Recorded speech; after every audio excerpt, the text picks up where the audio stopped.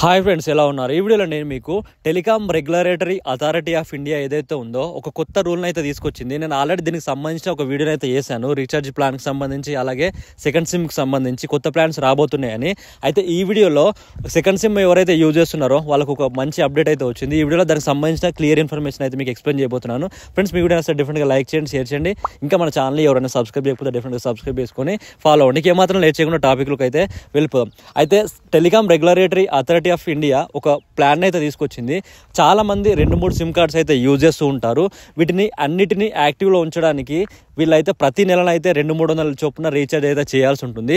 ఇలా రీఛార్జ్ చేయడం ద్వారా ఏంటి అంటే అమౌంట్ అనేది ఎక్కువ అవుతుంది, ప్రజలపైన భారం పడుతుందనే ఉద్దేశంతో telecom regulatory authority of India ఏదైతే ఉందో ఒక కొత్త ప్లాన్ అయితే తీసుకొచ్చింది. ఎవరైతే సెకండ్ సిమ్ యూజ్ చేస్తూ ఉంటారో వీళ్ళు ఏంటి అంటే ప్రతి నెల దాన్ని యాక్టివ్లో ఉంచుకోవడానికి అయితే రీఛార్జ్ అయితే చేయాలి. ఎంతో కొంత 200-300 అయితే రీఛార్జ్ చేయాలి. ఇలా చేయడం ద్వారా అంటే ఖర్చు ఎక్కువ అవుతుందనే ఉద్దేశంతో వీళ్ళు ఒక్కసారి రీఛార్జ్ చేసుకున్నారు అనుకోండి, ఒక ప్లాన్ రీఛార్జ్ చేసుకున్నారు అనుకోండి, జస్ట్ ఒక 249 లేదా 299 ఇలా రీఛార్జ్ చేసుకున్న తర్వాత 3 నెలల వరకు మీరు ఎలాంటి రీఛార్జ్ చేయకపోయినా మీకు ఆ సిమ్ కార్డ్ అయితే యాక్టివ్లో ఉంటుంది. 3 నెలల తర్వాత మీకు మళ్ళీ 15 రోజుల టైం అయితే ఉంటుంది.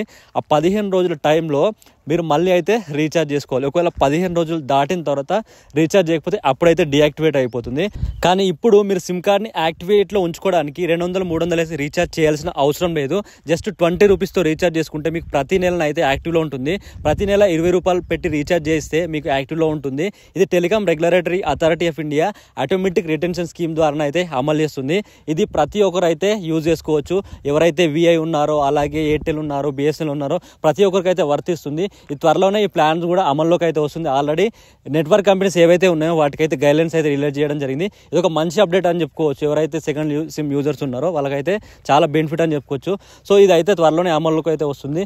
ఈ వీడియో అయితే మీకు యూస్ఫుల్ అనిపిస్తే డెఫినెట్గా తెలియని వాళ్ళు కూడా షేర్ చేయండి. మీ వీడియో వస్తే డెఫినెట్గా లైక్ చేయండి. Okay friends, thank you for watching this video.